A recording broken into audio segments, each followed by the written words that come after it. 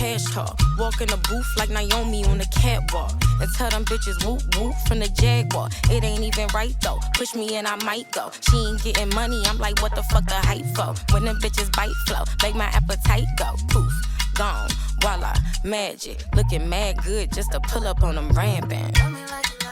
Welcome back to another episode of Unhinged Immoral. I am Jamila. And I'm Mecca. So there's so many things happening right now.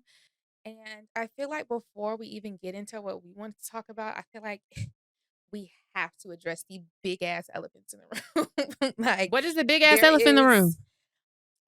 Just this wave of domestic violence situations in the media right now. Like, child, I thought it's it was like back to back stuff, and it's just like, damn, like, not that I'm shocked, but I'm just kind of like, exhausted, annoying.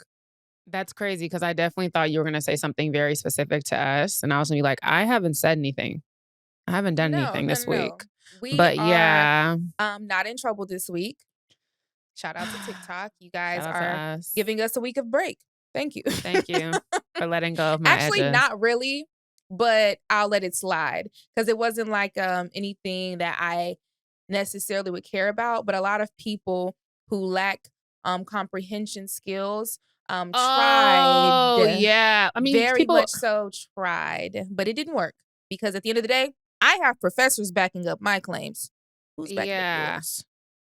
Yeah, I did see that. Motherfuckers was trying us this week, but we didn't give the bait. Yeah. So shout out to us. You know, it is what it is. Back to all this domestic violence and niggas hitting women. What's up with that? What did Tupac say? We gonna raise a generation of men who hate the ladies who make the No, we're gonna raise a generation of babies who hate the ladies who make the babies. And make the babies. And he made that song in what, 94? Something in there? Like, you Prophet. niggas, it's like, I mean, it's a tell all this time. Niggas knocking their woman upside the head between the wash and dryer. It is a tell all the time. But at this point, in present day, much like homophobia, why are we still doing this? It's also crazy. Well, not crazy, but I saw this tweet. I love how the girlies, we just learned, like, at least if these issues are going to persist, then us evolving as women in terms of how we combat them and handle them, I'm glad. I really do think women learned this last time from Megan, not going to the police. I swear, I think that was like, because up until that point, there was the thought, oh, you're a black man, I don't want to call the police on you. And for her to say that and look at how it turned out for her, I really think bitches are like, fuck that. Because, the past 2 weeks, this week, we've seen Hallie and now Sky Jackson both just saying, fuck the internet shit. Fuck the politics of you being a black man. I'm getting a restraining order. Hello? As you should. Put them niggas on papers. That's and what I'm saying. Just to dispute some of the things that you bastards are saying online about, oh, I don't think this is really me and DDG. Let me tell you something. As someone who has been in a court setting to get a restraining order as a witness, I was there as a witness. It is not something that is easy to do. The judge is going to read off the documents that you present, your party and the other person's party, ask you questions, go back and forth, and determine whether or not the restraining order makes sense within that time period, within the frame of works, with what you are asking. So the fact that Hallie filed a restraining order and got that bitch granted, I'm here to tell you there was at least a little bit of evidence. And that's the bottom line. And also this misconception that women need this type of story to get elevated when every single time this happens, bitches get dogged out. Why do you think why would we want that? You niggas never believe us, number one. Number two, it's always this media circus. Who wants to really deal with that type of shit? Number three, who wants to get hit? You niggas make me sick. You know what? I will say when everything was going on in the past 6 months, I got online because I really was. We're of an age where we've been watching our friends have babies probably since, honestly, for the last decade. We've been watching people have babies. And sometimes you see a lot of times, especially when the parents might not be married, even when they are, there's this year of growing pains.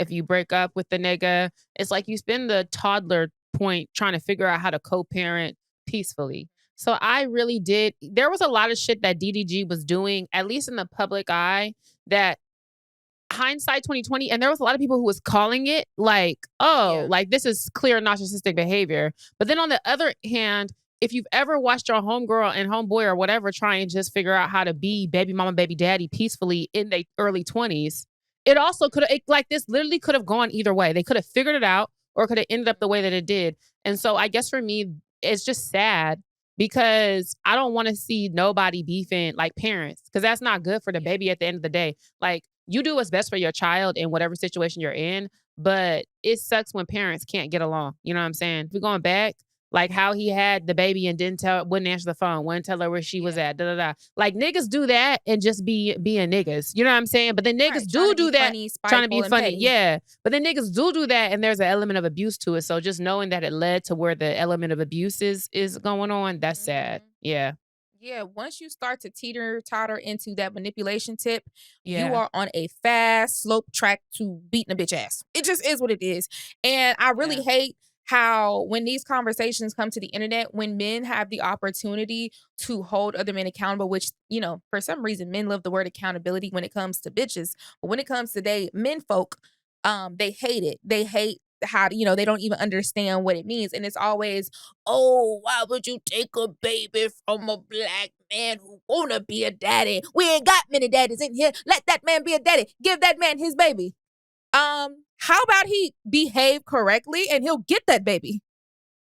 Like, I don't know if this is a foreign concept to y'all, but 9 times out of 10, the majority of time, women are not keeping them babies away from them men voluntarily just because they feel like it. We need help, nigga. What is you talking about? Clearly, them niggas got some other shit going on. It's like y'all just refuse to believe us when we say that, even when we have evidence. It was just like, that's how I know y'all are full of shit. I mean, yeah, that's why it's like just go straight to the court, because in the court of public opinion, men are always going to side with men, it seems. As we seeing with Cassie, as we seeing with Hallie, as we seeing with Megan. The thing about Cassie shit is this is not even what he on trial for. If you have even a little iota of legal knowledge, you know they're laying the groundwork to show a pattern of behavior for what they're actually charging him with. So that's why it's like Rico. There's 7 more weeks left of this trial, y'all. Cassie is just like the tip of the iceberg. Yeah. And it's crazy because her lawsuit is what triggered them, you know, investigating him. They said, actually, I know you trying to get your one, you know what I'm saying? You're trying to get your lick back, Cassie, but what we read was beyond incriminating, and we've been wanting this nigga. Actually, let's do it. And I it's was like, gonna say, didn't they say they was already looking into him, but they hadn't started? It wasn't until her lawsuit that they said, yeah, they said we can fuck. get some evidence or something. Yeah. And then with this Megan Tory shit, I honestly, when that post first hit, I didn't think that was really Megan.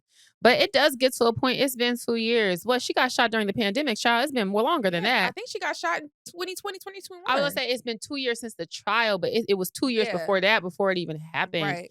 It's like y'all been taunting her. I can't imagine if someone shot me and now it's like it's become a punchline. And it makes me think people were talking about this on Twitter of Tina Turner. And I really wanted to bring up Tina Turner because Black people want to act like, I don't want to, and I'm not going to say us because Tina Turner has passed away. Like, this is not our generation. So this isn't, the onus is not on us. But this was a running joke in terms of Ike and slapping a bitch. It was a punchline. And that's really why she went, where'd she go, to the Netherlands, somewhere in Europe, and never looked back. Sweden, because she said, you know, my people think that my abuse is funny. And they make jokes about it. And I feel like Megan is in like the same boat where it's like, it's a punchline what happened to her.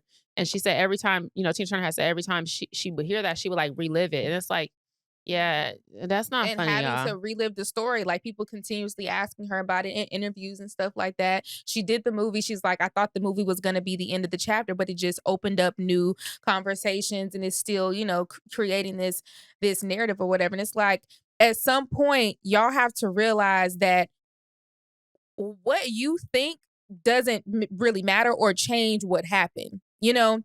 And I just be wishing sometimes whenever this shit happened, God, I just wish there was a secret camera out there so everybody could shut the fuck up. But what's crazy is I know that even if that was the case, there would be a different narrative spun. Because I remember specifically when everything was really at the height of this, like when conversations were just starting, we barely even had evidence. When we thought that it was Tory the first time, I remember seeing men say, well, that's what that bitch get.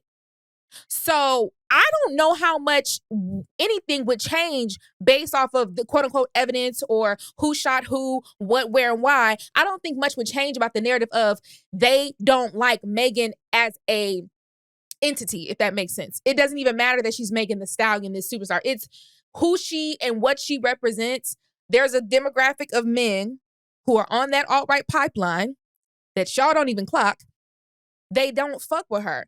And it's crazy how people aren't even registering the fact that the way you think about this trial and other things definitely correlates to what you view with people in real life. Because I'm watching Republican politicians vouch for Tory Lanez, and y'all don't even realize y'all are on their radar. They're using you fucking dummies. Yeah. I remember when this all first happened, you know, so much stuff happens, but specifically, and someone said this on Twitter, Megan, especially as Black women, ask a nigga where he fall on the Megan Tory Lanez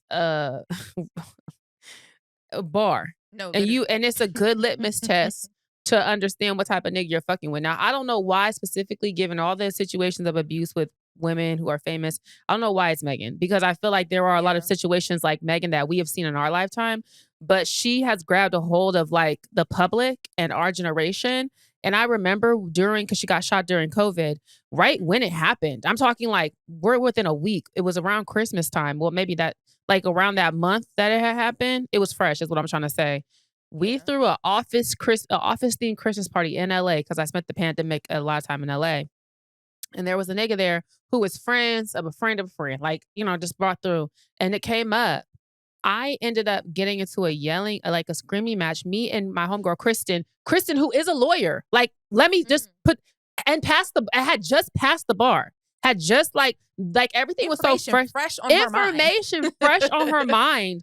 And she had we didn't have all the information, but she was just talking more. So it started with such light conversation at first. Like, we're just discussing, oh my God, that's crazy. All this stuff. It didn't have all this history now that when you bring it up, niggas, you know they finna get cheated up. But at this point, we're just like, what the fuck happened? And so Kristen starts adding a legal perspective to it. And I had said something along the lines, well, you know, niggas, they just gonna side with niggas. And this random nigga at the party got so mad. He was like, he said, that bitch, da-da-da, how do we know, da-da-da, how do we know she not lying? And I was like, why do you think she's lying? They took her to the hospital. She had to have surgery. Oh, it's fake, da-da-da. Like, to the point, this nigga he stood up over me like he was gonna beat my ass. And then, you know, they always will beat your ass. Them type of niggas beat. That's what was crazy. It was like, you're defending a nigga just like you, and you're finna solve this by acting exactly how he acted in that moment. But like, mind you, for proving me right. Mind you, Sacramento, insane. I stood up like I was finna beat his ass. So now we just stand there yelling. His friend had to carry him out. And from that moment on, it's just funny that now, right. From that moment on, I have been in my head, thought like, nah, this situation is the litmus test. So the fact that now 4 years later, we're actually saying like, no, this is the litmus test, when that situation showed me everything I needed to see. Cause you gonna beat my ass over a conversation? Exactly. And what's crazy is the way I do it is very, very casual. I don't even want you to know that you're falling into a trap. I want to just have basic conversation. And I do this with a myriad of topics, right? I'll just casually throw it in because I want to see how you respond without me leading into it. What should be throwing in with it? So, like, say if I'm like on FaceTime with you, right? I'm on FaceTime, you know, we kicking up. So sexy. And I'm like, you know, when you're on FaceTime, sometimes you're doing other stuff like scrolling or whatever. So I could be like, this nigga's so stupid. You know what I'm saying? Just casually speaking out loud. And so I'll say something out loud about the situation just to kind of see what the response would be. Stuff like that. There's many ways you gotta throw a little wrench and then see how the nigga respond. And I'll kind of go off of that. But Yeah, you really have to pay attention to how men respond to things going on outside of what's happening with you, because what's happening with you, they will always make it seem and sound good because you're right there. Obviously, they're not going to say anything derogatory immediately to you or about you because they're trying to get that push. They want them legs open. But if you pay attention to how they view the outside world, baby, that's all the information you need. That's all you need to know. They will show their ass every time. I've talked to a boy who didn't necessarily have a definitive answer of who he thought shot Megan, but what was the determining factor for me was he said, I ain't gonna lie, obviously nobody was there. We don't have, physical evidence as far as like, footage of who shot her. But all I know is that the way that nigga Tory Lanez is acting is enough for me. Cause what nigga act like that? Thank you.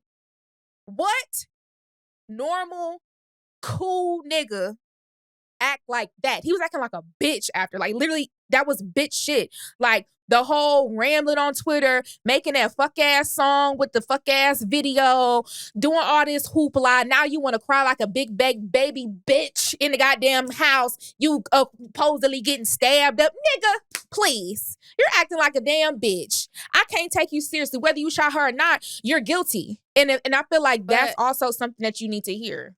And also, let us not forget, he is not in jail solely for shooting Megan. Hello? He is a felon, and he is not an American citizen. And California has gun laws. So let's just get this here. Had he not shot Megan, which I believe he shot Megan, but had he simply just been caught with a gun, he was going to prison. Just like all the other rappers do when they have them guns and they ain't supposed to. And that's what's also insane, because you be telling niggas that and it's still like it's Megan's fault. It was not Megan versus Tory or Daystar. It was Daystar versus the state of California. Hello? And it's like, when will y'all? And that's how I know that it's not about the trial. It's about what they think about women, because you're choosing to ignore all these things and you know that, and you don't even believe that, nigga. I'm looking at you dead in your fucking face. Y'all don't believe that shit. Y'all are saying that because y'all don't respect women. Full stop, bitch. Bitch. So, well, I'm wishing Megan, I'm wishing Cassie, I'm wishing Hallie a bunch of healing. And Sky Jackson. You see, she just filed for restraining order. Jerky, worky. And let me say this. Let me say one last thing before we pivot. Listen. That young man is what my grandmother would call wasted yellow. That's so old. That's one ugly boy. And Southern. Oh my God. But that should be Happy Week every time. Also, let's just say, for the sake of conversation, because this is also a talking point. We strangers on the internet, we warned Hallie about DDG. We warned Sky Jackson about Herky Jerky Durky. For all intended purposes, I could sit here and say me and Jamila warned Sky about Herky Jerky Durky. We talked about him in one of the very early podcasts because she had just got with him. But the thing about it is, after a certain point, the baby's already here.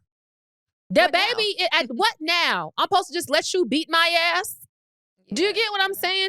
Y'all trying to justify these women taking abuse because they got with someone who was maybe not favorable. That, to say, oh, maybe you shouldn't have did that. I'm sure they know. And that's the other thing about getting grown.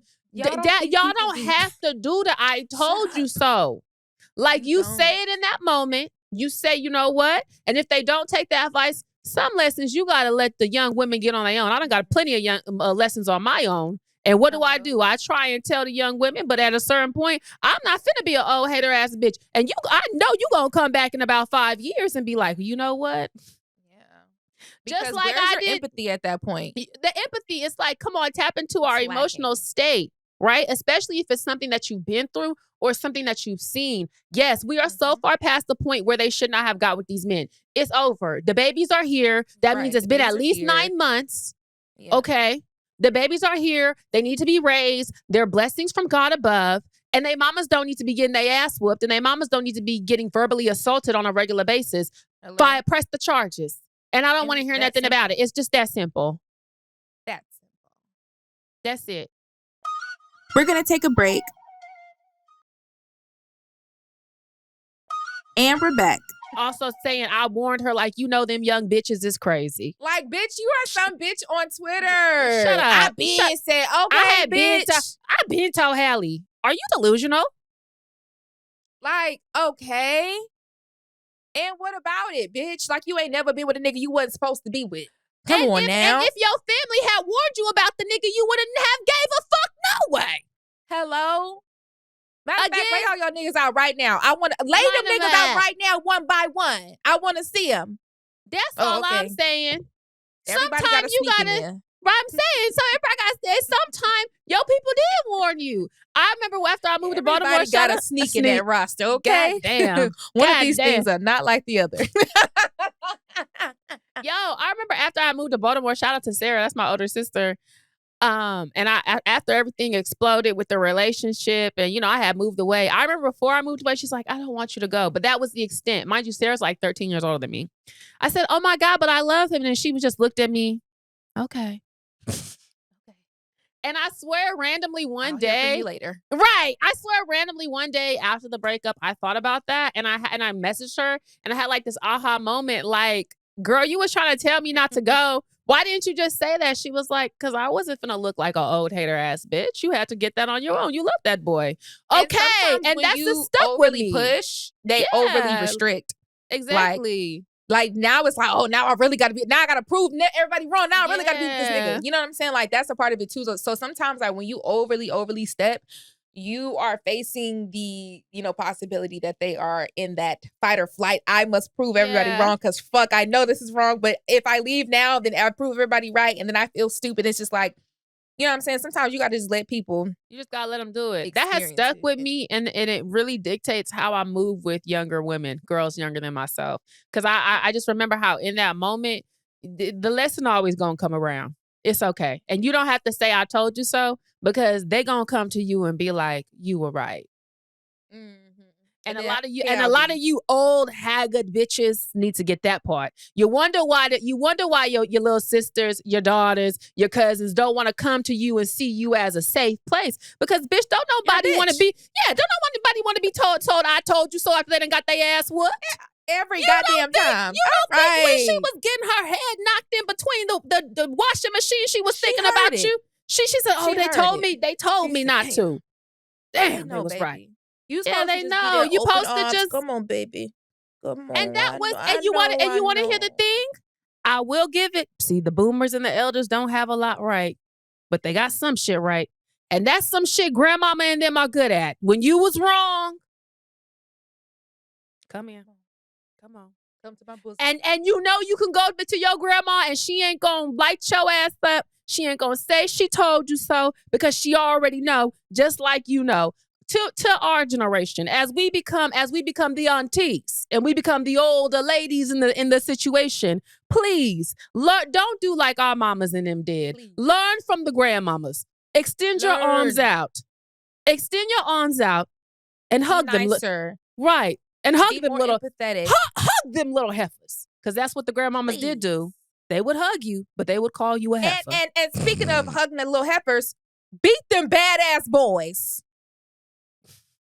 I don't even believe in beating kids. I was going to say you didn't believe in whoopings. However, the reason that we have so many men and young boys who are misogynistic is because you suck as parents and you're not correcting that behavior from a young age. If you see your son at a young age saying some weird ass shit about a child, a girl in their grade or whatever, just women in general, you need to be correcting that. At an early age. Y'all let that fester. Y'all love being boy mom. Stop wanting to fuck your boys so bad. Ooh, shit. God damn, Jamila. I'm sorry. Sometimes some of you boy moms want to fuck your sons. Okay. And that's why you allow them to be so bad. So then when they get older, right? You son fuckers want to enable your kids so bad. And then when they get older and they do some fuckery, then you want to pretend like, that's not my son. My son would never. Yes, he would. Oh. Yes, I he wanted to would. say my mom did a really good job, I think, of teaching consent from the time. And mind you, I think about it because I used to think she was tripping, but then I got older and realized what she was doing. From the Mhm. time Darrington was really, really young, whenever a girl would say no, no matter what was going on, whether just like, cause when you're 2, 3 years old, you're just playing a game. And I can very vividly remember we were on the playground, which you know how your parents take you to the park and you play with random kids. And this girl, they was playing or doing something, running around, and he was finna tag her and tag. And you know how kids, when you finna get tagged and tag, you start saying, no, no, no, I'm out, because you don't want to lose the game. So she wasn't like actually saying no, but she was screaming no, right? So I remember Darity kept chasing her. My mom went the fuck off on him. Like when someone says no, and she didn't even say a girl. She said when someone says no, you stop. No means no. No means no. And she any other time. So to the point, by the time we were like in elementary school, he was kind of traumatized. So if you really tell that nigga no, he gone.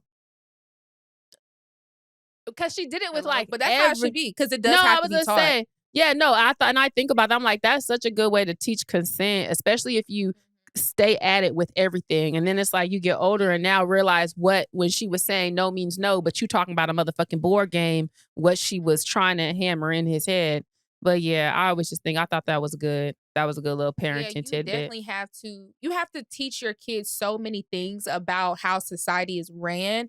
And that's something that didn't click for me as much until I had a child. And it's like, yeah, of course you have to teach your kid the basics, right? How to Yeah. just live and be as a person, because they don't know how to do anything. Oh my God, babies are so dumb. But you also have to teach them how to be a member of a society. And being a member of society means you have to understand boundaries. You have to understand personal space. You have to understand consent.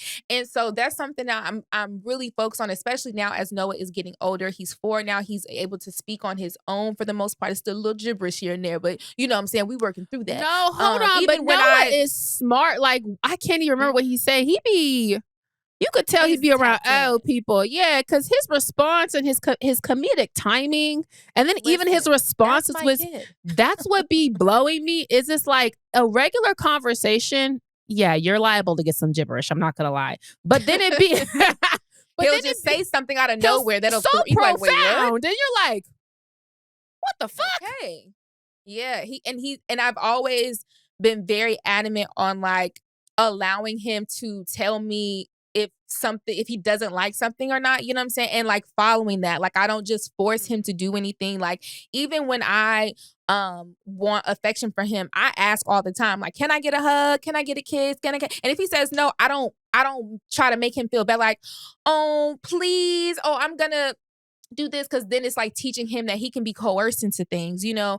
And so it's Yeah. like it's kind of morbid to think about, but you literally have to fucking think about shit like that. Like I try to be very cognizant of the way I talk to him, and the way I teach him about how to interact with other people. So if he is Yeah. doing something that somebody else doesn't like, hey, they don't want you to do that. Because sometimes what I'll notice is people will not tell a child they don't want that to happen, because they're like, oh, it's just a kid, but also it's like, I can see that you're uncomfortable, you don't want him to do that, so I'm gonna hey, that person is no, you're not gonna And do you that. need to get some Say social sorry. awareness and learn how to read body language. Exactly. Yeah. Because what that lady's saying, they were frying her up. Some of y'all kids are annoying. Mhm. And annoying kids grow into annoying adults. And that's what Y'all just let y'all kids do matters. anything. Y'all just let y'all kids do anything. And I think a big misconception about gentle parenting is that we're very passive and we let our children do anything. And it's like, no, I'm very corrective. Very corrective. I will correct Noah if he's doing something that is inappropriate or not right at this time or just dangerous to him. And it's like, because those lessons are going to take him so far. And as he grows up and starts to become even more aware of gender differences, racial differences, that's going to be an even more level of learning that I'm going to have to teach him about how to exist as a perceived Black male in this country and what that means in relation to everybody else around him. So there's one thing about me, y'all know, I know y'all say on social media I'll be out of my range. Y'all don't know too much. I'm very, very self-aware, but I'm also very aware of intersectionality. And it's something that's very important to me. And I don't play about that. And that little boy gonna know that, okay? He gonna be in middle school teaching y'all kids some things. Hello. As I finish up the matriarch, I'm on the last act. Miss Tina did a lot of this. She does a lot of lesson teaching in terms of she let Beyonce and Solange really speak and not necessarily like step in. Do you get what I'm saying? Like Yeah. let them get the lesson for themselves. And my mom used to do that. And those are the things that you remember and that sticks with you. When you really have to learn certain shit for yourself. But then also something my mom always told me, she was, and this is talking about like being aware of body language and just being aware. She said, every lesson you learn doesn't have to be your own. As in, I can watch you go through something and learn the lesson. I don't have to get dogged out to, you know. So I think teaching your kids that is like some of these skills are life skills. Be perceptive, be observant, watch what's going on around you. So that's something I feel like I notice with kids nowadays. We're so on the phones. I know we sound old. You're on that damn phone and iPad. But it's like they're not observant of like the world around them because they're not going outside and playing. See, when we were going outside and playing and it got to the point where we could ride our bikes, now we were being told stranger danger, you can't talk to strangers, watch out for one another, X, Y, and Z. So like you're learning these skills to when you go outside to be aware of your surroundings, to be aware of people, to read body language. And these are skills like the kids are not necessarily getting, I don't want to say naturally because you would get it at school, but it's different at the end of the day going outside and playing with your friends and just being outside. I don't know if the iPads can teach them that. I'm being honest.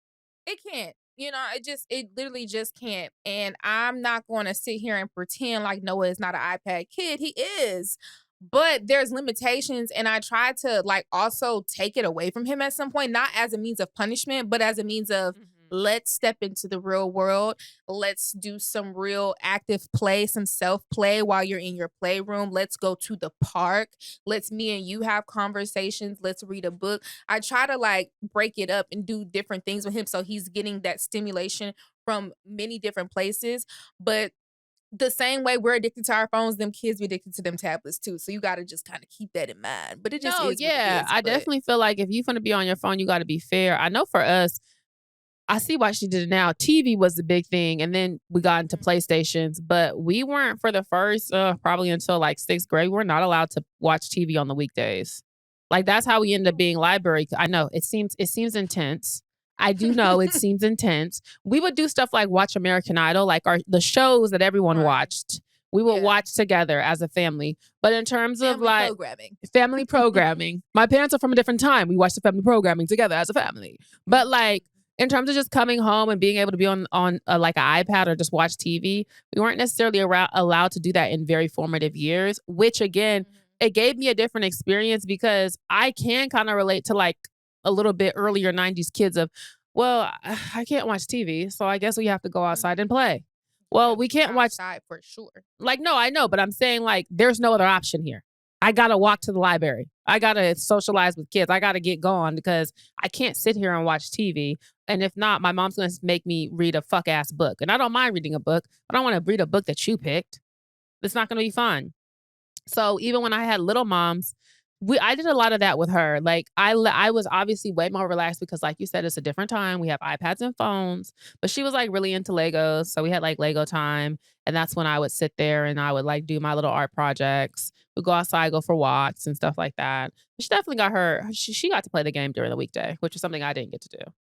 So yeah, it's all about finding that balance. We're going to take a break. And we're back. I know when I was younger, I'm not gonna lie, the only thing I wanted to be was grown. Yeah.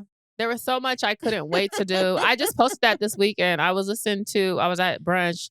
I was at Octopus Kitchen in Atlanta on Sunday. You know what's crazy? I had been there before. It was good, but I was there at nighttime and then I was there for brunch. So it wasn't until we passed it, I was like, oh my God, this looks so familiar. But then when I got inside, I said, yes. I was in this bathroom throwing up 2 years ago. Yeah, on a night out on the town. But they were playing Come and See Me for Once by Party Next Door and Drake. And the caption I put on that video was, when this song dropped, my parents were paying my bills. I miss it. My rent. I was in college. Okay. And This is such a specific tangent. it is a tangent, but it's going to lead back to where we are because Okay. I wanted to be grown so bad. And now I have to pay all my own bills. And so it took me back to a time where I desired to be here. And let me say this, I don't mind being grown. Everyone's like, oh, I feel like motherfuckers like that peaked in high school. I like being grown. It's just certain shit that I love miss. I love it to pieces. Yes. It's so fun. As a child, what was something you really looked forward to doing as an adult? I had one of their mamas who was like, "No, don't ask me for shit when you go in this store. You go in the store, don't ask me for shit." So black. Don't ask me for. Make her eyes real big in the car. Don't ask me for shit when you get in the store. Bitches was excited to get their own snacks. I know that's right. Bitch, that's all. And mind No, you, that's real. to this day, I actually recently stopped because I was like, I don't need to be eating this much candy. But every time, and my mom even knows, she said, you buy candy every time you go in the store. Well, yes, I can now. I can. Because I can. Because I can. I'm going to grab me a little something on the way out. I get anything I want, whether it's a magazine, and it's specifically that last aisle, because that's where they got all the good shit. Whether it's a People magazine, it's a goddamn pack of gum, a candy bar. I be getting stupid shit. Recently, I'm really into the wax melts. See, I feel like we need to make tiny purchases that spark joy in us, but that don't create clutter. Does that make sense? Because I'm not going to lie, my daily purchases under $5 is what's keeping me alive. Just my little trinkets and things. My little trinkets and things. Now, I used to be really into. That's a good one. You get what I'm saying? I had to go and buying things just because you can. Like, yeah. I had to stop doing trinkets because it was creating clutter. So, like the wax melts, I know I'm going to use those. The candy, I know I'm going to eat. The candles, I know I'm going to burn. Ugh, literally. Where would I be? Probably not here. That's good stuff. Yeah. That is so funny. I didn't know what you were gonna say, but you saying that is so damn funny because it's like, no, yeah, that's definitely a thing. Like, just being like, I want it, so I'm gonna get it. And I don't have to explain it to nobody. I want it, so I'm gonna fucking get it. And now who's what? Gonna check me? Especially who gonna check me, boo? Especially like as you get grown, I feel like the best transition of adulthood was getting my own place. Because that element of like even living with roommates, it's like, oh, I'm going to have to do this and kind of explain to the person who's out there what the fuck I'm doing. And maybe I can't go out there naked because what the fuck. You get real grown and it's like you got your own shit. Oh, I don't have to explain anything to anyone. I don't even have to speak. Bitch, I don't speak when I'm at home. I know that's like crazy to imagine. But like mouth ain't been open since noon. Instead of I'm making a little TikTok, I don't got shit to say. Yeah, well, I talk to myself, so I definitely be talking all day. It don't even matter. But it's something about yourself. That's what my mama always said. Baby. Oh, I do both. Okay. Y'all don't want to see. It looked like an insane asylum up in this motherfucker. I ain't gonna lie to you. Yeah. But you know what I'm saying? It's just what soothes me. But yeah, I love having my own spot because it's like, if I don't feel like washing this fucking mug right now, guess what the fuck I'm gonna do? Put it on that goddamn table and go lay my ass on that motherfucking couch. Sit there. This is my house, bitch. Hello? And that's what, whenever I go and visit my mom, which, love Miss Lindy, 72 hours max, I be knowing when it's time to 24. go. I be knowing when it's time to go. Oh, can you go wash the dish? Oh, hell no. Wrong answer. No. One thing about living on your own, you don't realize how different it is until you spend the night at your parents' house. You be like, I got to get up out of here.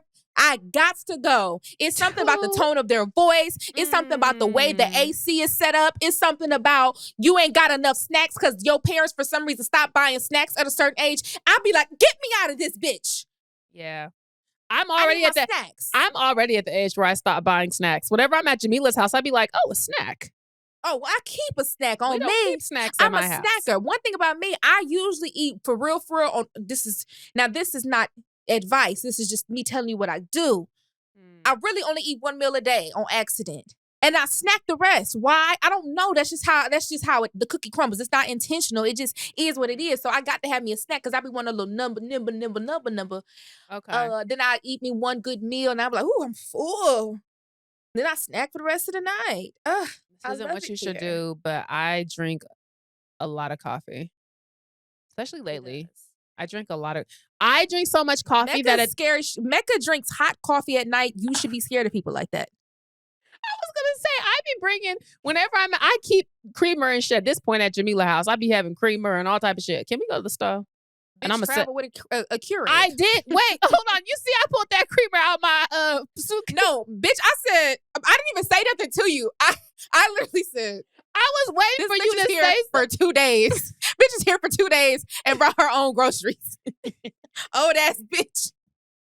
Because we always be having to go to the store. Like, so I just went to the store and got the things I really like. Y'all don't have HEB in Atlanta, and I like the HEB salted caramel creamer specifically. So I had to bring that with me, and I had to bring my Cafe Bustelo with me. That is so, like, bitch is old. Listen, you talking about snacks. Oh, now, the thing is, okay, because what you teach children in terms of being considerate, taking it back to the first half. I was taught I'm not stingy with food because I was also taught that. I had the type of family where you could come into my house. My mama was not stingy with snacks. And when we would go to people's houses and they would be stingy with food, my mom didn't really like for us to go over there because that's not how we were and it's just weird. Mm-hmm. But on the flip side of that, I was also taught that you be considerate. So, like, if I'm staying with you, don't go in there eating up all they snacks. All they snacks. Like, you can go have one, but don't be eating 5, 6. Just because you don't have snacks at your house, you need to be considerate. So, what does that turn into? As an adult, I come with my own snacks.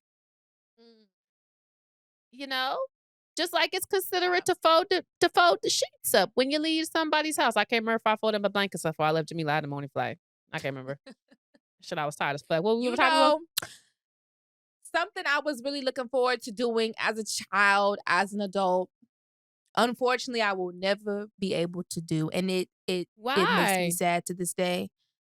I wanted to go to Spring Bling. That's all I ever wanted to do. I was waiting and counting down to be 18 so I could be on that stage. Bitch, I just read the chapter in the Matriarch where they have performed at Spring Bling in Jamaica. That's all I wanted. That's the MTV one, the Spring Break joint. BET. Oh. That's BET. Okay, sorry. Bitch, BET so uncut, bitch. I wanted to be there with my bikini and my booty shorts. And I wanted to be up there with 50 Cent and Genuine. I won't hold you. College Hill definitely had me ready to be grown. Definitely wanted to be on College Hill. I was like, yes, I'm going to apply to Clark. Wanted to be on College I'm going to be on Hill. the next season. Yvonna, that they bitch got from rid Clark. Of all the good stuff. They did. Did you know? I had heard. I don't know how true this is that they had tried to do College Hill at Hampton first, and Harvey said absolutely the fuck not. And that is just and I'm not surprised. I believe it. That is a believable story, especially considering what we saw on College Hill. There's another school that they wiped out the first season. I can't remember what school it was, but for the same reason, it just. I don't know if y'all know this, but if y'all didn't go to HBCU, HBCUs are like notoriously conservative. And I don't mean necessarily in the way of like Trumpism. I mean like, we don't very much talented upper black echelon. Niggas. We don't do that round here. We don't do that. Ladies. We don't do that. No. So girl, they was not fooling with that. That's why, honestly, I talked about this on Side Dish when I was in Atlanta this past week. Tony Braxton wearing that to Howard was only crazy because of a Howard student could not walk around Howard campus like that. I'm just letting you know that. Never. Them teachers, we had dress codes, real dress codes, and like you in high school, bitch. Are you crazy?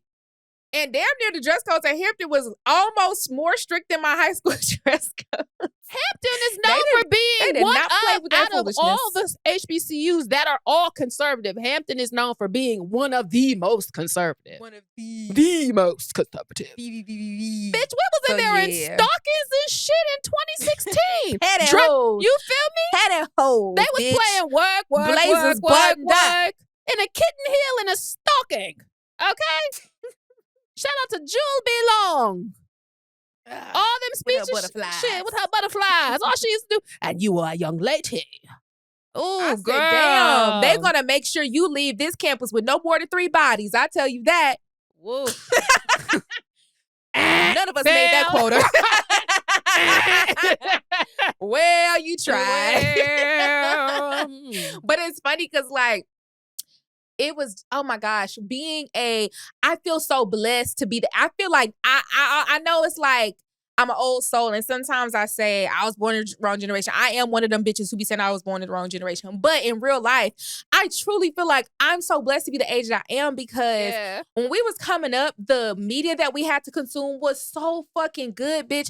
The reason, now, I hate to say it, sorry to my parents, listen, y'all don't give a fuck. I'm 28 now, almost 29. The main reason I wanted to go to college was for boys. Bitch, I was growing up watching Stump the Yard, Drumline, and all these other fucking movies. Bitch, that's why I wanted to go to college. Bitch, I wanted to literally live my fantasy of Drumline. I literally wanted to relive that entire movie. Are you kidding me? Child, and I lived in California. I graduated from a white high school. I was trying to get niggas. I said, y'all can have this. Mind you, when we got to Hampton, I said, oh, you know that meme of Raven, like, yeah, I'm finna get on some. Home. Indeed. This is how you know. That was why I wanted to go to school.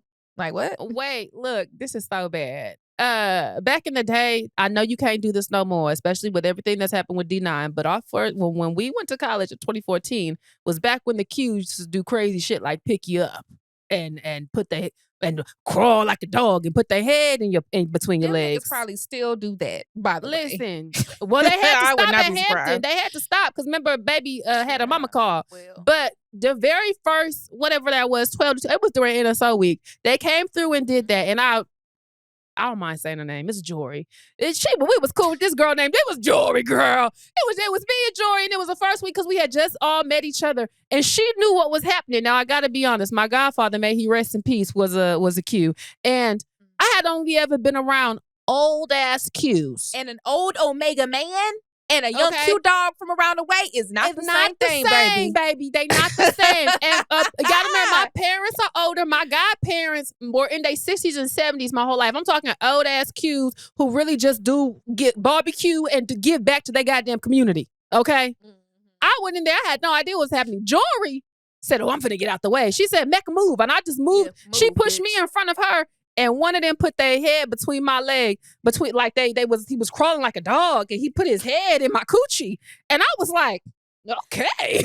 And you know, it's like when we think about some of the things we experienced in college, was all of it morally sound? No. Was all of it ethical? No. Some of it was non-consensual. However, and I say this with caution, you just had to be there. I'm sorry. Like this there is were not some things that we experienced that were just. I hope the Qs are no longer doing that. But I will say in that moment in 2014, it happened to me, and I said, "Well, all right now." That was a Mecca thing. That don't gotta be a nobody else thing. We was young, hot, fresh, and ready up off of a stove, baby. I used to stand there like this when the boys started strolling. Oh, wait, now hold on. We finna start talking shit. Our whole group had a boy that we had a crush on freshman year. And whenever them niggas would start, and mind you, this is the other funny part, they was all in different organizations. Bitch, at the 12 to 2, because at Hampton, the student center is in a circle, right? So all the Greeks would stand in the circle, all the SOPs stand in the circle, you feel me? All the cool kids stand in the circle. We got to stay on the outskirts like just peasants. We was young fucking peon dumb bitches. Just waiting for the niggas to come around. You stand there, you hold on.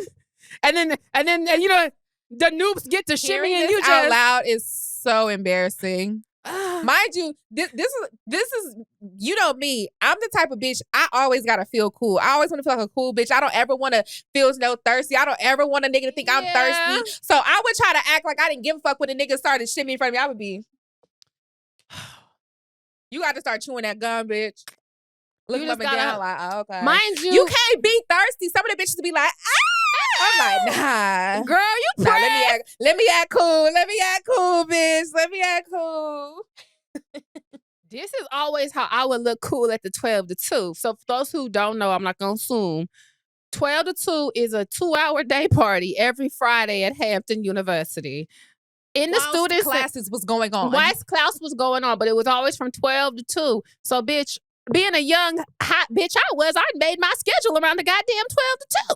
Bitch, As you were supposed to. I'm not like, supposed to schedule no motherfucking class during 12 to 2 on a Friday. Bitch, are you crazy? But what I would do is I would either have like, what is this, like a 10 to 11? Or no, like 11 to 12.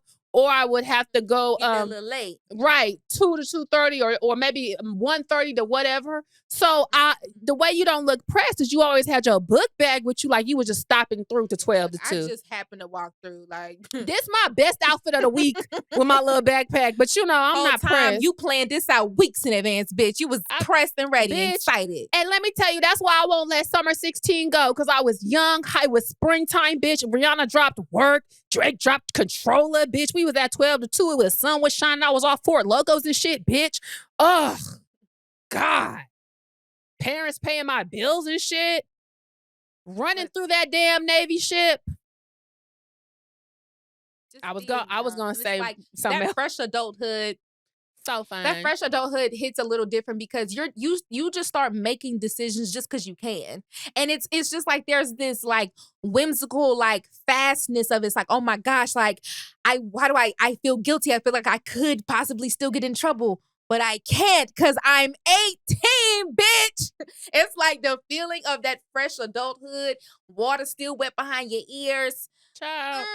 I had me a crazy ass roommate who invited a bitch into our house before we got furniture to fight her. My 53A was the baddies before the goddamn baddies. She was off her motherfucker. You know she ran her boyfriend over with a car about 2-3 years ago. Remember I sent you that screenshot? Yeah. Yes. I don't know if she's still in. Not surprised. I mean, no. I mean, I remember when she fought that bitch in our living room, and everyone was like, "Oh." Oh, my apartment used to go up. I wonder who's living in the harbors in 53A, child. Just know there's history in that apartment. History. Bitches was fighting in that apartment.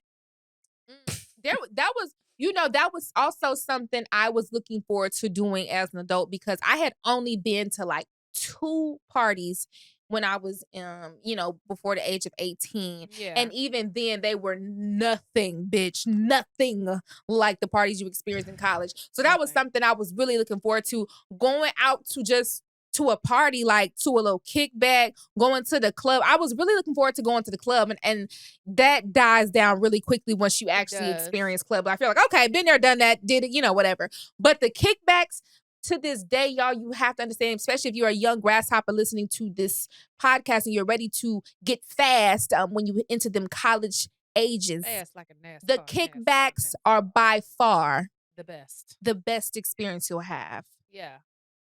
Yeah. Far more fun than any club, any lounge, bitch. Them fucking dirty ass apartments got a little sticky residue on the floor. The carpets have stains from years and years. There's no entry fee. That's the place you need to be at. Motherfuckers in a 2-bedroom, 1 bath. You're gonna look like back on that and be like, this was the best night of my life. It has a little bit of a must to it.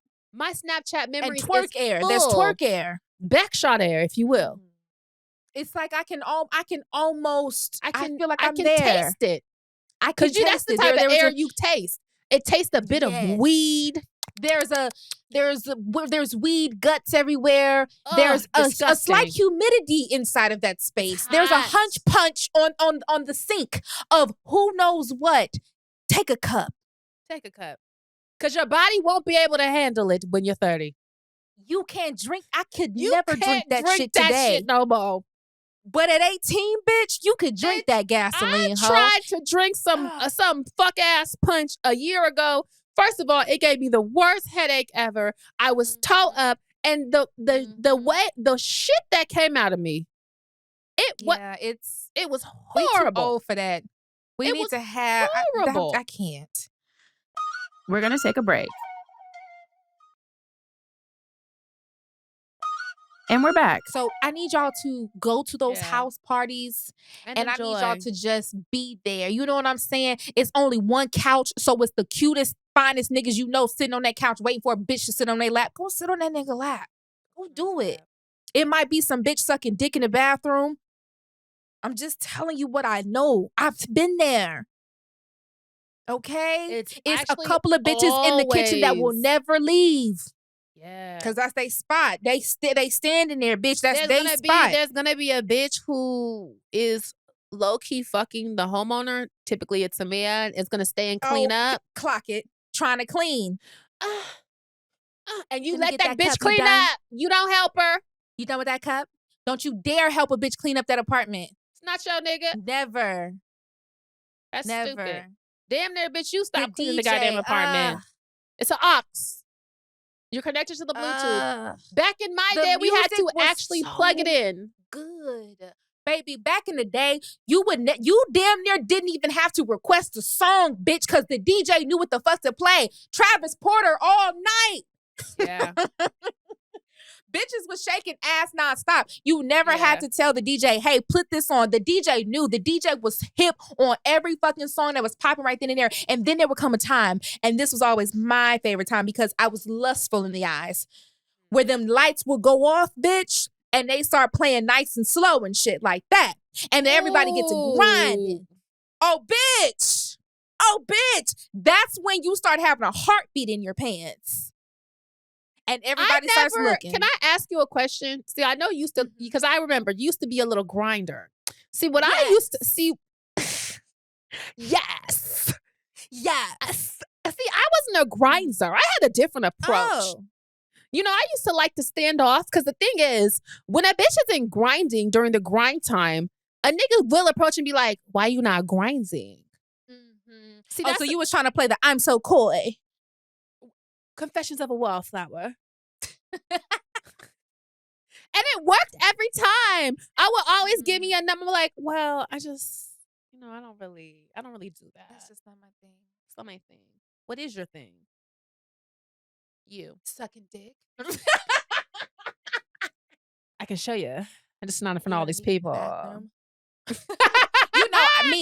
I found my target as soon as I got in that bitch. One thing about me, bitch, No, see, that would be the other thing. This is how you know. They try and say me and Jamila are so similar, or so alike, or the same. We're not. We have completely different styles. I have to feel everyone out because this is the thing. You be thinking you eyeing a nigga all night, and a bitch can come in the bitches. Yeah, a bitch can come in the last 20 minutes and take your nigga. That's why you got to be on the same type of time. Like, ooh, okay, so I would have my eye on three. It was always risky business. Mm-hmm. It was definitely always risky business, but dare I say, I was a daredevil. I enjoyed the thrill of just...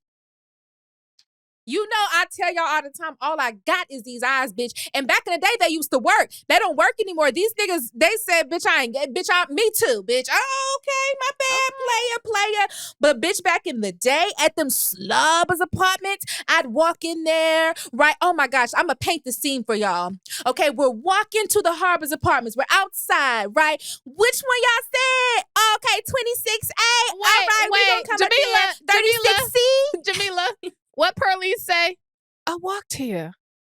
I walked, bitch, from DC. So we walking. DC. I walked 20 miles here. So I got my booty shorts on, my little top or whatever, my little sneaks or whatever. Right, we walking, right? Okay, It's 5 different parties going on. You pick which one you want to go to, right? We walking.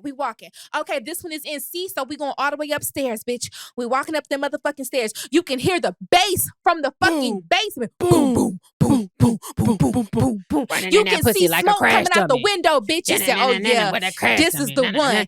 And then this is the one. You could tell where the boys would be from based on the music they was playing. Like if they was from Jersey, the niggas used to stand outside damn near like waiting for you to come on. Y'all come upstairs. We up here. We up here. We coming. So when, right, you walk up the stairs, you still hear the doom, doom, doom, doom, doom. You open that door, bitch, a blast of humidity, smoke, puss air just hits you in your face. God damn. I'm home. You walk in, and all you hear is, girl, the way you moving got me in a trance. DJ, turn me up. Hey. Ladies, it's your jam. Come on. And you just walk in. Hey! And you immediately get to throwing ass. Where you go? Bop it to the floor. Next thing you know, you make a quick round, hit all the way to the back. That's where the kitchen was. Get you a cup of that mysterious juice. You have to drink the first one down. You have to throw it back, bitch. Get Don't you a sip second cup, and now you get to walk and mingle, see all your friends. Oh, this my bitch in my other class. This my friend from here. Yeah. Then you just start to look. So then I would just start to find the boys. Just see, bitch, I'm on the hunt. And the whole party, you just make eye contact with niggas across the room. And while you twerking it, bitch, ask Mecca, bitch, I used to get down in them parties, bitch. And the thing about Y'all it, ain't never seen why nothing like it. Jamila would be down and doing that, I would be using my mouth, like not sucking dick. It came out and I instantly said, oh, I know how that sounds. I would be using my mouthpiece because I would just be talking in their ear like, so what's up? What's up? Oh, who you with? That's my roommate over there rolling around the floor. You see, yeah, I'm with her. I'm with her. Meanwhile, I'm here with it. Literally. Oh, she drunk? No, she sober. No, I'm straight. She good. Listen, I be on the couch. Just. Love the way you moving. I'm in it. Did it turn me on? And then when Next baby thing would, I know, a random boy would come grab that hand and you just get the woo, woo, woo, woo, woo, woo, woo. You look back, you know, you got to have that look back confirmation. Is he ugly? All right, we good. What a time. wouldn't that be so embarrassing? Because sometimes when you would stop immediately and be like, oh, not you, baby. No. that was so crazy. Stop. But it was a time to be alive. I also, before we wrap this up, I was going crazy in the DMs at that point in my life. I used to pop my shit so hard at niggas. It was actually ridiculous. And I made almost every shot, even the ones I shouldn't have made. I was swishing so hard. We was at G-Ho. I had me a nigga at fucking NCAT, a VSU. Had me a nigga at Morehouse, Xavier, every HBCU. Just know I had a nigga. Because I was in them HBCU chats on GroupMe and in them hashtags. Because remember freshman year, we had all the hashtags. I don't even know if the kids do that no more. So many hashtags, so many group names. I used to be like, brother. oh, God. And it's crazy because, like, back in my day, headass, Instagram is one of them things where, like, of course, you would get connected with people. If you ask anybody who's our age or a little bit older, I guarantee you they still follow all them fucking people, bro. You will see people that you haven't seen in 15 fucking years. And you've only had one conversation with, but I just got to see. Oh, look, I just got to see Larry. Look at him. Okay. All right. Well, all right now. Nowadays, y'all be unfollowing people that y'all met at the bar last week. Damn. You don't let it marinate a little bit. I got to see what's going to happen with her. She had told me she had applied for a job in New York. I want to see if she got it. We keeps up. Yeah. That's why we don't be having high school reunions no more, because we stay in each other's business.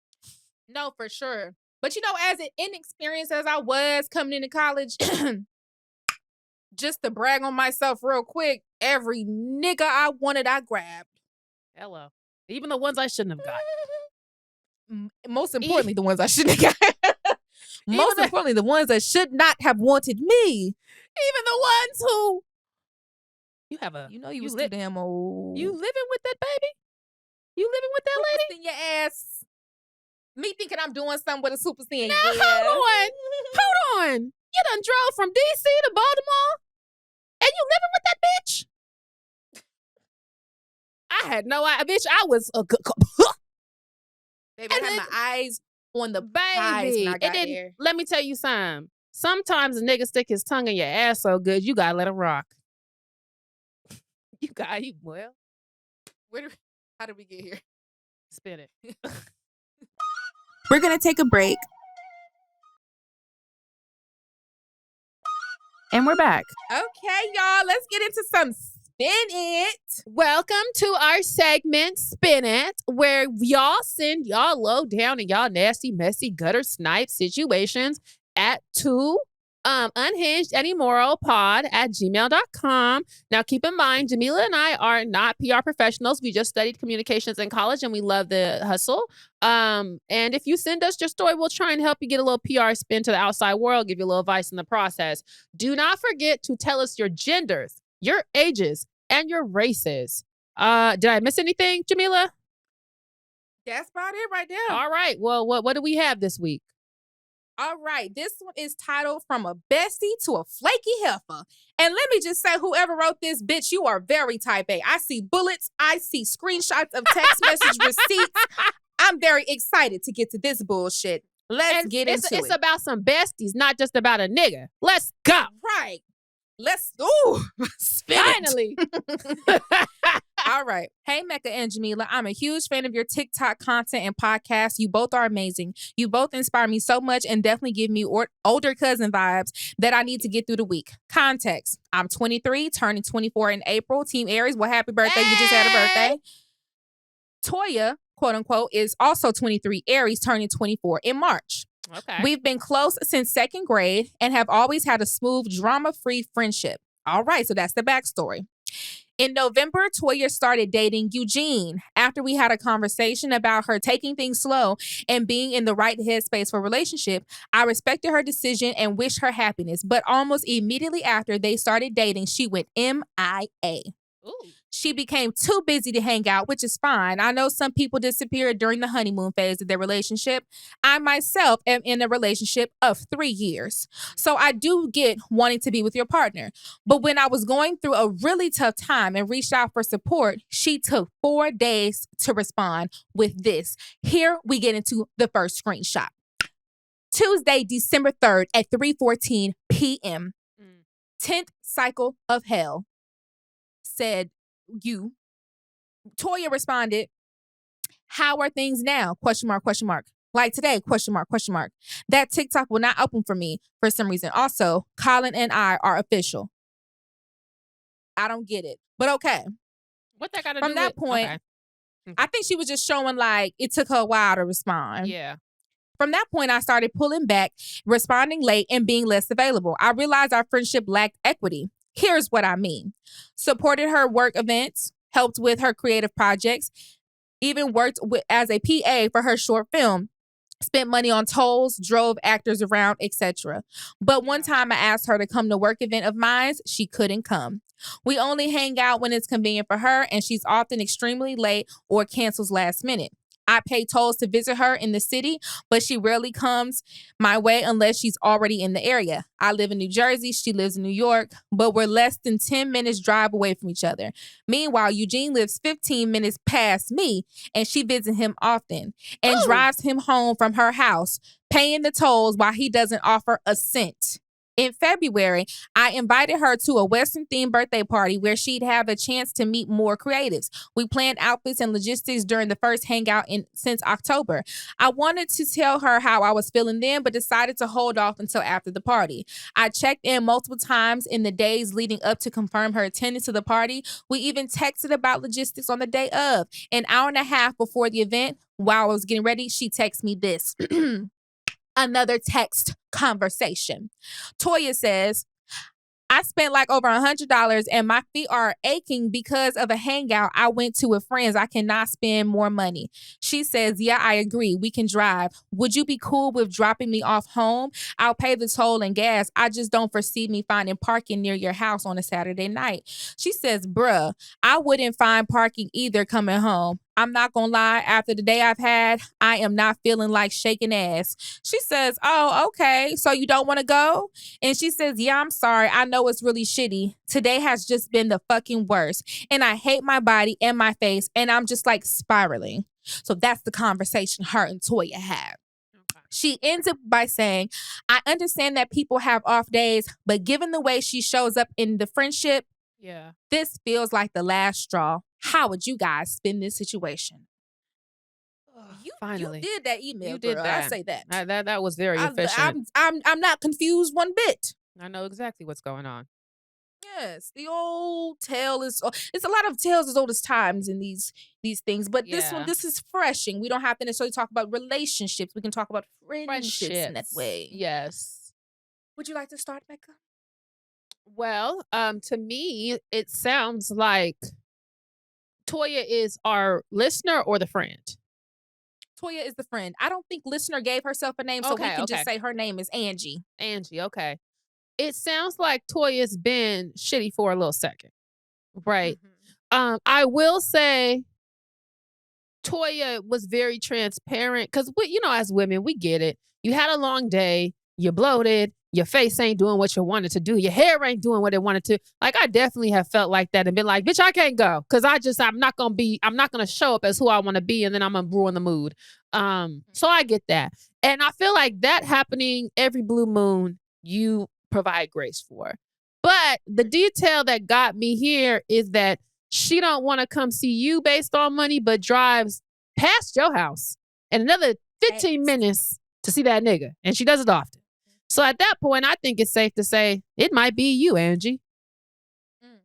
She just might not. And this is something else you learn as you get older. Not everybody is going to show up for you the way that you show up for them. And I think that these lessons and like the little things that you're peeping, it's really important to peep it now, especially like in your early 20s. So when you're actually hitting milestones in life like marriage and kids, you're not blowing up at that point. That's supposed to be really like transformative and fun and amazing for you. I'm not saying you got to stop being friends with Toya, but what I would say is you show up for Toya in the same level and energy that she shows up for you. Do you know what I'm saying? Do not overextend yourself to be friends with this girl because it seems like she's not overextending herself to be friends for you. You reserve the overextension for the people who are going to overextend themselves for you. I think that's really important. For sure. And in this situation, I will say it doesn't seem like Toya has done anything necessarily like malicious or bad. So it's one of those things where you do have to kind of keep that in mind. She's drawing back because she got a nigga, right? And it seems like this is probably one of her first major relationships because like you've said, you've been in a relationship for 3 years. You've learned how to navigate with the relationship, but also maintaining your friendships. She clearly is not learned that yet. And it's still very fresh and new for her. So she is pouring all this energy into this new nigga and doesn't know how to balance her life and her social skills. So that's something that she is going to have to deal with. You cannot teach her that. That's something she's going to have to learn on her own. But what's going to allow her to learn that a lot quicker is you drawing back because it doesn't make sense for you to keep putting yourself out there, keep putting yourself just to keep getting shut down. It's like, because at some point it's going to hurt your feelings. And clearly it's hurt your feelings enough for you to want to send this in. So clearly you are hurt, but it doesn't necessarily mean that she means you bad. It doesn't mean that she's a bad person. It just means that y'all are in a place where y'all need to have some space because y'all going to get to the place where it does turn into a situation where y'all are having a, you know what I'm saying, a verbal boxing match type of thing. So put some distance between y'all. Focus on your other friendships that are pouring into you. Because sometimes when you're too focused on a friendship that's not, pouring into you, you're missing out on the friendships that are. Like, pay attention to who else is like really standing by your side, being cool with you, going to the, who else want to go to the Cowboy Carter or whatever the hell you into, girl. Like, you got to really see like who else is going to be there for you and all that kind of stuff. And it's not even like you're never going to hit her up again. Like, of course, for like maybe for major milestones, like for a birthday party. No, I knocked my thing. Oh, I thought that was a fart. Sorry. How would you even hear that from here? I don't know. I was going to say, you just going to shit and keep talking? Oops, sorry. Anyway. No, I knocked my damn microphone. Oh. But yeah, just really look around you and see what's going on. And, I would say definitely, keep her in mind for major milestones like birthday parties, anniversaries, and that's how you measure and stuff like that. If she don't show up to if she doesn't work, now that's weird. But the little events here and there, like, and I say this and take it lightly, y'all. Take it lightly. When people get into relationships and they kind of begin to become a little distant from their friends because they're pouring into their relationship, you gotta kind of allow them to do that too. You can't be too mad and bitter that they are into that relationship. We are adults, y'all. And there's gonna come a time where those relationships go from being cute, petty relationships to real, authentic relationships that can build into being lifetime partners. And I hate to say this to y'all, but those lifetime partners do have different expectations in friends sometimes. And I think it's important that we as adults, as we get older, allow people to figure that out for themselves, what that means for them. Now, that may not be for you. Everybody's expectations for their friends and partner differs. But for some people, those partners are extended way more expectations and, than their friends. And so it just is what it is. So you got to kind of allow that to happen. But as long as they themselves are still being there for you. And also, maybe y'all should have more FaceTime calls. You know what You I was want to gonna meet up say? every damn day. FaceTime, text us, send us some memes. I know you saying she don't be responding back all the time, but like try to shift and meet her where she's at. And I'm not saying that you need to do all this. I'm just trying to give you terms because it seems like you still want the girl in your life. So so I don't think that what y'all going through is deep enough that you even need to, and this is taking back to at the top, teaching people body language and social cues as children. Because much like Jamila said, I do think, especially if it's her first relationship or one of her first major, you got to let her get them growing pains of figuring out how to juggle your nigga and your friends. Because that's not something that, motherfuckers got to learn that. But it doesn't sound like she's done anything malicious or bad that's going to even make you need to have a conversation with her quite yet. Like, that's why I'm saying, I think you should just fall back, let her notice. Because a lot of time, I can just think of my first major relationship. I didn't even notice that I wasn't talking to my friends like that. Sometimes you don't. You be having and I did it, dick and my blinders on. You know what I'm saying? 9 inches. And I didn't notice. You know what my friends did? My friends did what I'm suggesting. They just fell back from me. And when I came back and was trying to talk to them, they weren't mean or nothing. Hey, but I realized I remember this is what happened. They had planned something that they had not invited me to. Why? Because I was digmatized and I hadn't been responding. I had not been showing up. So Laid up with that boy. So when I tried to come back and be like, hey, y'all want to hang out tonight? Oh, we're already doing something. And then it wasn't. Oh, bitch, please. And then I was like, oh, okay. And it took a little second, you could tell motherfuckers texting on the side to decide if they were going to invite me. Now she want to be with us. I guess she up off that nigga right now. So I got my little invite, but because I read social cues, the message was clear. Oh, y'all, I have not been responding to y'all. So y'all just said, okay, she ain't going to come. We go ahead and plan some. Now I'm trying to come back and, you know what I'm saying? And sometimes that's all it takes. You said, oh, okay, my bad. My bad. I couldn't even be mad at that. Listen, sometimes you can't be mad at shit. They have been inviting me to shit and I've been like, no. And then it gets to a point where people don't want to keep asking you to come. You're not going to come, child. They ain't going to keep doing that. Even though y'all want motherfuckers to just keep including you and get rejected. Come on now. Like, well, no, baby. You know she ain't coming. And that be the conversation too happening outside of you. It ain't even like people talking shit about you, but they're like, girl, you know that bitch ain't coming. You know she laid up with that damn nigga. She ain't gonna come. She wanna come this week, bitch. Surprise, surprise. Shit. If you wanna come, you can come. But bitch, I thought you was gonna be getting some dick this weekend. That's why, honestly, I feel like we do need to uphold certain social rules. Because you see how I was taught that lesson without any confrontation. There was nobody, my friends didn't even have to approach me on some, you laying up with that nigga. It was very much just a social adjustment. This is why in certain ways we need to bring back shame. In certain ways we do need to bring back social expectations. No, if you're not responding to the group chat, we can make a new one and we can talk without you. You didn't respond for 5 months. Another thing I'll tell you to do, now this is up to you. This doesn't always work. Yeah. It definitely depends on the nigga, but here's a suggestion for you.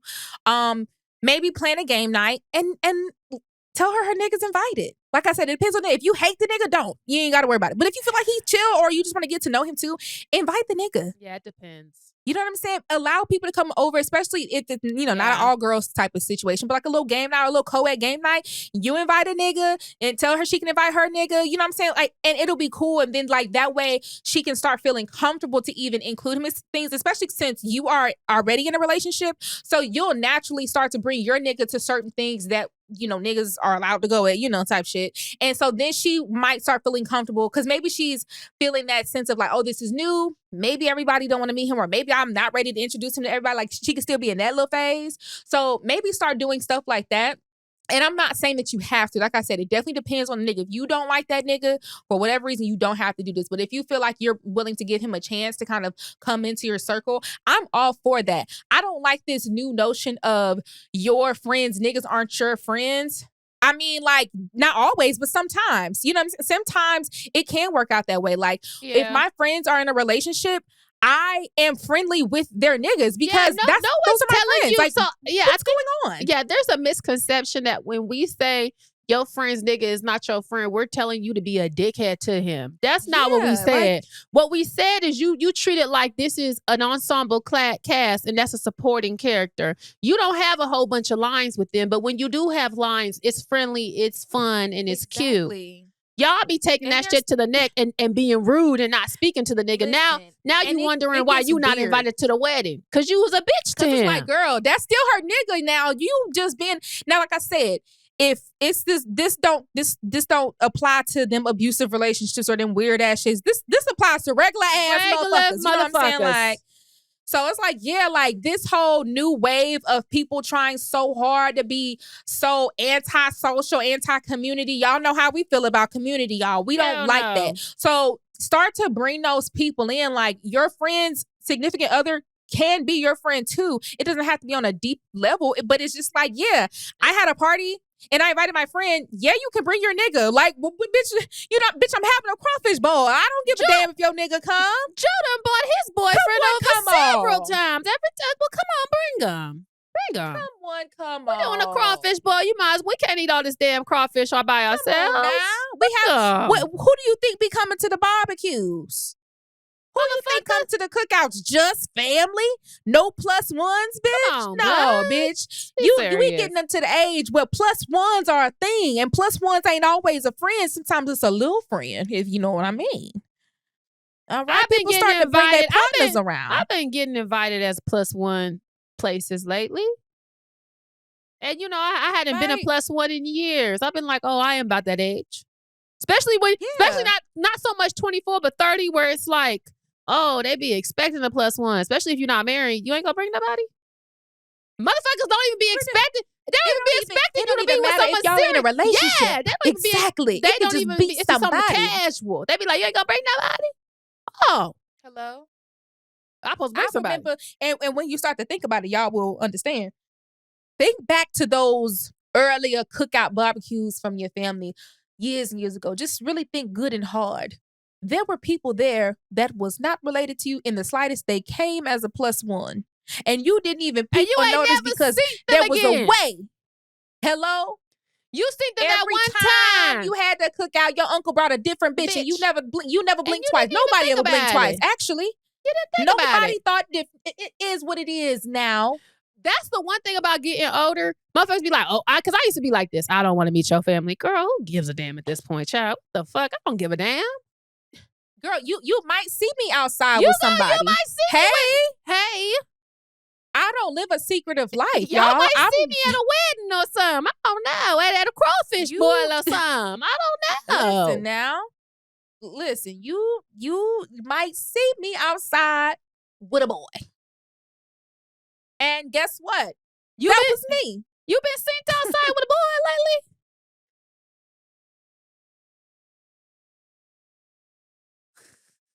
lately? You were supposed to ask it back. You were supposed to ask it back. You? If you saw me, you saw me. That's all I got to say about that. I'm 28 years old. And the thing is, like, it's funny because when we were younger, that was definitely a thing of like, oh, you're talking to this boy, but you don't want nobody to know. And really it's because they didn't want nobody to know. It's really because they was fucking with other girls. But as you get older and you start dating, like, I don't give a damn, in real life, and you start to just be like, I don't care if I was seen with somebody outside. What Bitch, you gonna I say was to me? outside. I was on a date. Like, what do you mean? Of course I was seen. Like, what are you talking? I was on a Was he date. not? Like, yeah, that's what happens. Since you clocking me, was he not big and fine? One thing you could never say about me though, He was gonna be big and fine every time. was gonna be good looking. Like, He was Jamila gonna be is going to big be and caught with a fine. man Thank you. that looks good. Thank Thank you and goodbye.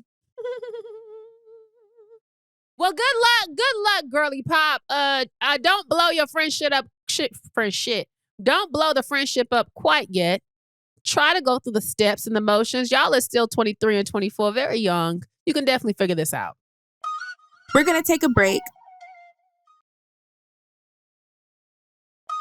And we're back. All right, y'all. Make sure y'all keep engaging with the podcast. We love reading y'all's comments, y'all's thoughts and opinions on the foolery that we get into. So we're gonna read a few of the comments from the most recent episode. Ed Draco said, setting 3 out of all 7 settings on the rose really got it. Crazy. Ed Jaronica.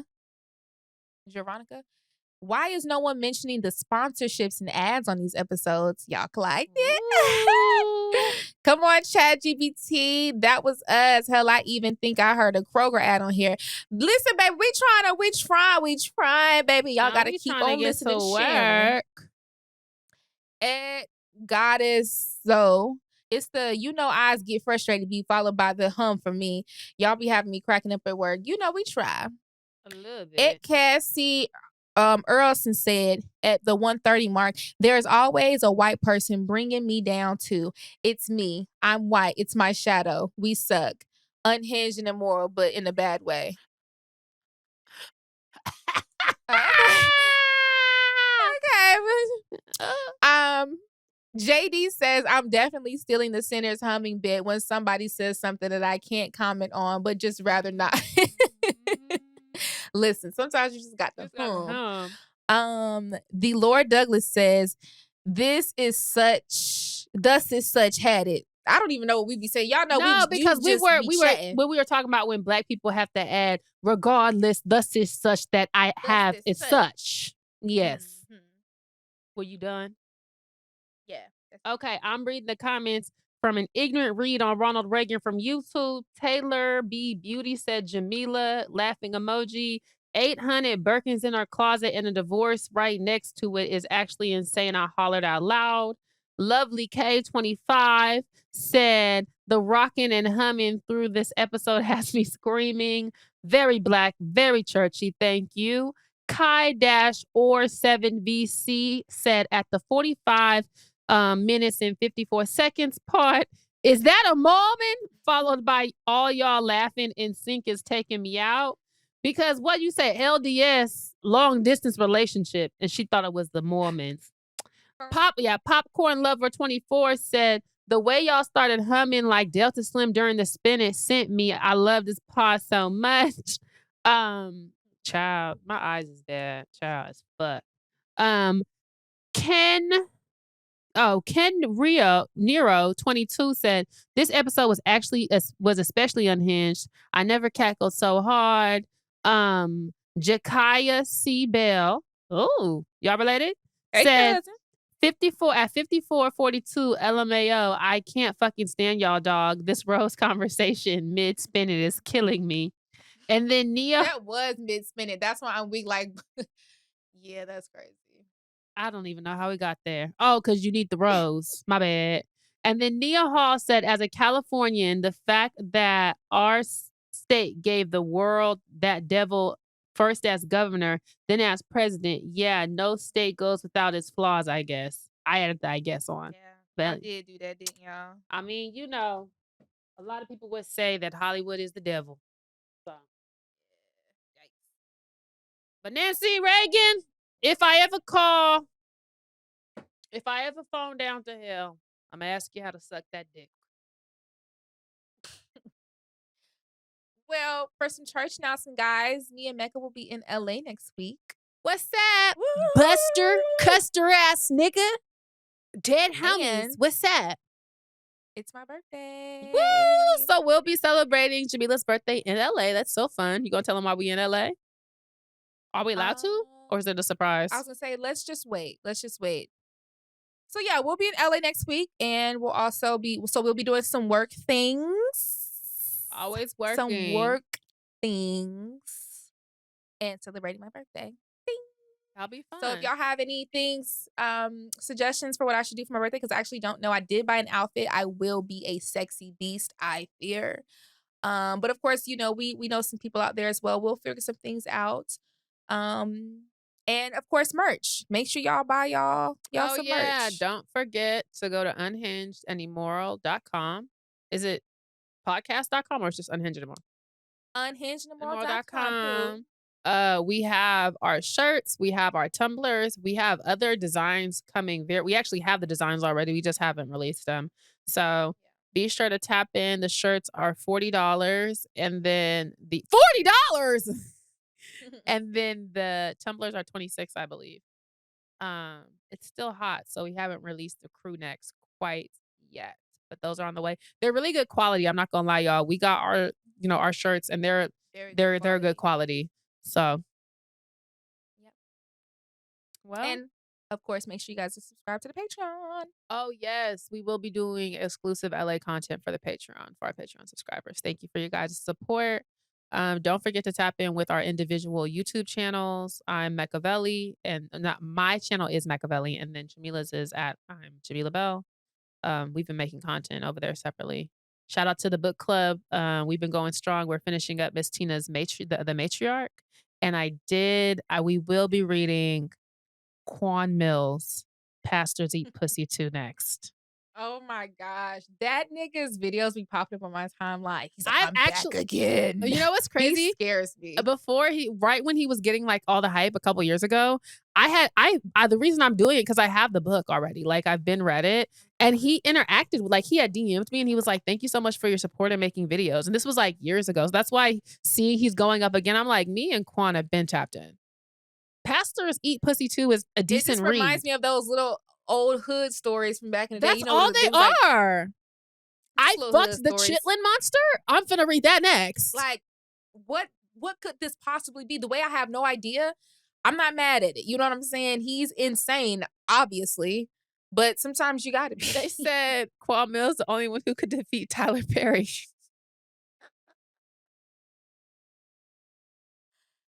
Yo, that nigga spawned out of nowhere and started writing bullshit. He is crazy as fuck. Talking about something, I got pregnant by the demonic rose. What? Someone on TikTok said, this is what happens when Black men use their autism for evil. So yes, we will be reading Quan Mills next week for book club. Be sure to tap in. I do it live on my burner page, and then I post those to my YouTube channel. So yeah. All right, y'all. See you next week. Bye. Unhinged and Immoral is hosted by Jamila Bell and Mecca. Produced by Melisa D. Monts and Diamond MPrint Productions. Post-production by Coco, Llorens. Production assistant by Melanie D. Watson. Music by Audie and Brooklyn Billionaires. And graphics by Claudia Choi.